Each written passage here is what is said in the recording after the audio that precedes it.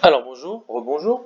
Donc comme promis une deuxième vidéo. Ici donc l'objectif de la vidéo c'est vous aider un petit peu à rentrer dans les exercices qui sont proposés ici. Donc l'algorithmique, qu'est-ce que c'est?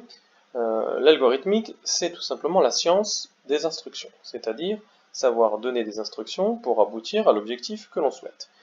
Donner des instructions les plus précises et puis les plus économes possibles, c'est-à-dire essayer de choisir les instructions les plus efficaces. Voilà. Nous, on va être humble cette année, hein. Notre objectif va être de réaliser des petites fonctions. Alors, un poil plus difficile que ce qu'on voit dans le programme, on va dire, classique mathématique, puisque ici, on va pouvoir parfois travailler avec deux variables, trois variables, etc., etc. Mais, je vous rassure, ici, c'est beaucoup plus concret tout de suite, et donc, vous allez voir que, en fait, les raisonnements qu'on va mettre en place sont pas difficiles. L'objectif là, surtout qu'on commence, hein, c'est juste de comprendre un petit peu qu'est-ce que c'est que la programmation, comment faire. Donc ici, on utilise un langage qui s'appelle Python. Donc je ne vais pas rentrer dans les détails sur l'historique de Python, si ça vous intéresse, vous pouvez taper sur Google, mais surtout, on va essayer d'être efficace tout de suite. Donc, premier exercice où tout simplement, je vous fais tester des instructions. Donc vous voyez ici 5, étoile, étoile, 2. Qu'est-ce que ça veut dire cette instruction? C'est vous qui allez devoir comprendre. Donc comment faire? Vous allez ici cliquer sur la cellule. Donc vous voyez quand il y a des cellules avec écrit entrée, c'est que des cellules où à l'intérieur où il y a une instruction, où il y a du code. D'accord? Il y a un programme. Donc pour le faire fonctionner, vous allez cliquer ici sur exécuter. Et donc ça va lancer votre programme et ça va donner, voilà, je vais le faire, hop, et il sort 25. Voilà. Bon. Donc là, conjecture que calcule 5 étoile étoile 2, vous pouvez deviner ce que c'est. Du coup, une fois que vous avez compris ça, vous allez pouvoir vous-même, alors quand on dit calculer, ça ne veut pas dire calculer à la main, ça veut dire essayer pareil de créer une formule qui va permettre de calculer ça sans que ce soit vous qui ayez à faire le calcul. Hein. C'est un peu comme ceux qui ont fait du tableur, le but c'est d'automatiser, d'accord? C'est-à-dire de faire travailler la machine à votre place. Donc nous on travaille en aval en amont plutôt, pour pouvoir créer le programme, et puis ensuite c'est la machine qui va travailler pour nous. Donc là, les programmes qui sont là ne sont pas très intéressants, c'est juste pour que vous appreniez un petit peu le langage et le fonctionnement. Voilà. Je saute un petit peu pour aller un peu plus loin, et ici on commence à rentrer dans ce qui ressemble à des fonctions. Donc ici, def, et on définit une fonction, alors on l'a pas appelée fg ou je sais pas quoi comme d'habitude, on l'a appelée triplet. Alors quelle est la différence avec les fonctions sur lesquelles on travaille? C'est que nous d'habitude il y a une variable qu'on appelle en général x, qui peut prendre plusieurs valeurs. Ici on a trois variables, a, b et c. D'accord? Donc pareil, je vais vous laisser tester. Ici, vous allez exécuter. Alors d'abord, il faudra exécuter celle-là, sinon votre fonction, vous allez avoir un message d'erreur, parce qu'il faut que votre fonction soit connue par l'ordinateur. Donc tant que vous n'avez pas exécuté cette cellule, il ne connaît pas triplet. Puis une fois que vous avez ça, vous allez pouvoir exécuter triplet. Et triplet ici, regardez, hein, si j'exécute ici, il me dit erreur, je ne connais pas cette fonction triplet. C'est normal puisque elle est définie dans cette cellule et on ne l'a pas exécutée. L'ordinateur ne le connaît pas. Si maintenant j'exécute cette cellule, et ensuite je réexécute celle-là, mais il y a toujours une erreur. Qu'est-ce qui s'est passé? Ah oui, pardon. Ah oui, pardon. Parce que là, justement, votre travail à vous, c'est de compléter cette fonction. D'accord? J'avais pas lu l'énoncé qui était ici. Et donc, il faut faire le carré de A plus le carré de B plus le carré de C. Donc, ce sera à vous de compléter la fonction. D'accord? Donc là, deuxième type d'erreur, la fonction, il ne comprend pas ce qui se passe puisqu'on ne l'a pas définie. Donc ça, ce sera à vous de la définir. Donc, return, hein, c'est dans une fonction, return, c'est ce qui vous, c'est ce que va retourner votre fonction. Si vous voulez, hein, c'est l'image. D'accord? C'est le calcul, c'est un peu l'expression de la fonction. Que va-t-il se passer pour ces variables? D'accord?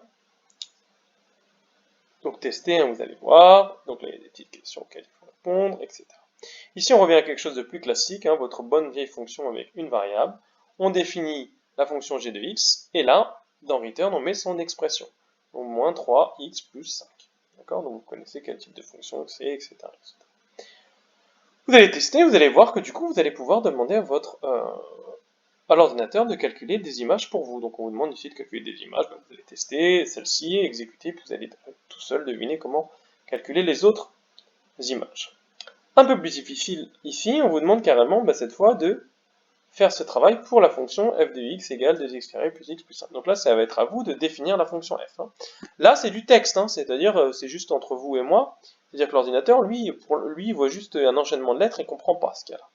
Donc il va falloir utiliser le langage de l'ordinateur pour définir la fonction f. Donc il va falloir vous inspirer de celle-ci pour définir la fonction f. Et pareil, vous allez pouvoir calculer les images des nombres demandés dans les cellules suivantes. 1, 2, 3, 1, 2, 3, 4. Donc je vois d'ailleurs qu'il vous manque une cellule, donc je le rajouterai. Tiens, je vais le faire tout de suite. Hop. Voilà. Exercice 3. Ici, on va étudier une fonction à 2 variables. D'accord? Donc ici, une petite fonction pour tester. Je vous en dis pas plus, vous allez voir tout seul. D'accord? Ici, je l'avais déjà lancée, vous voyez, donc elle est lancée. Donc ce que je ferai tout à l'heure, c'est que, je vais le faire tout de suite d'ailleurs, je vais lui dire de redémarrer et effacer toutes les sorties. Donc là, l'ordinateur n'a plus rien en mémoire. Il ne connaît plus rien, il faut tout réexécuter pour qu'il comprenne. Donc vous, ce sera important à chaque fois d'exécuter au fur et à mesure chaque cellule où il y a écrit entrée. Ça, c'est des cellules de texte, d'accord? C'est moi qui les ai écrites pour vous. Et puis, je vous ai laissé aussi parfois des cellules de texte pour vous, pour écrire les réponses. D'accord? D'ailleurs, je vois qu'à certains endroits, je ne vous ai pas laissé des cellules de texte, donc je les rajouterai pour que vous puissiez répondre. Voilà, par exemple ici, quelle égalité vectorielle doit-on utiliser? Et bien à ce moment-là, vous allez pouvoir répondre. D'accord? Donc de temps en temps, je vous ai mis aussi des rappels. Ici, par exemple, là, il faut utiliser des petites choses sur les vecteurs. Si vous avez oublié, je vous ai mis le rappel en PDF, et je vous ai indiqué en plus la page 2, et puis en vidéo, ceux qui préfèrent regarder en vidéo.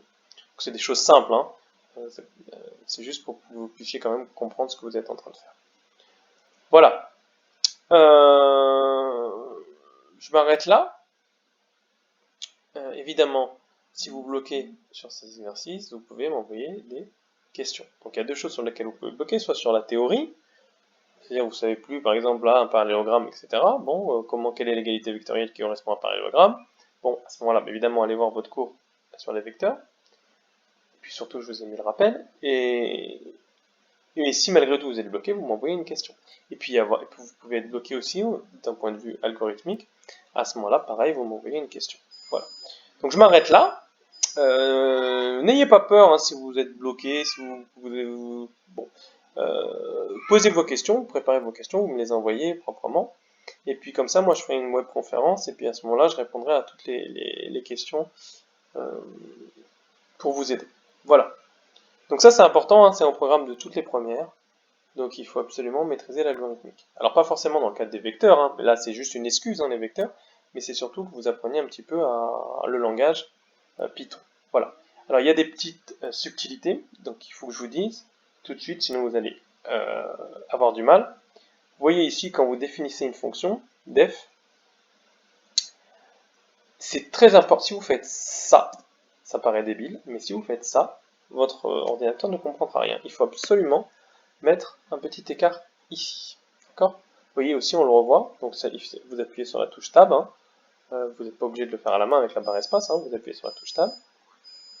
Et là, votre ordinateur comprend que vous définissez la fonction g, et tout ce qui définit la fonction g est en dessous. Vous voyez que donc c'est défini en dessous ici. Si vous le mettez là, il ne va pas comprendre. Donc ça, c'est des subtilités justement du langage Python. Vous voyez qu'on peut retrouver ce petit décalage là. Donc pensez-y quand ce sera à vous de définir une fonction. Voilà, donc je m'arrête ici, ça fait déjà 10 minutes, c'est bien suffisant, enfin 9 minutes.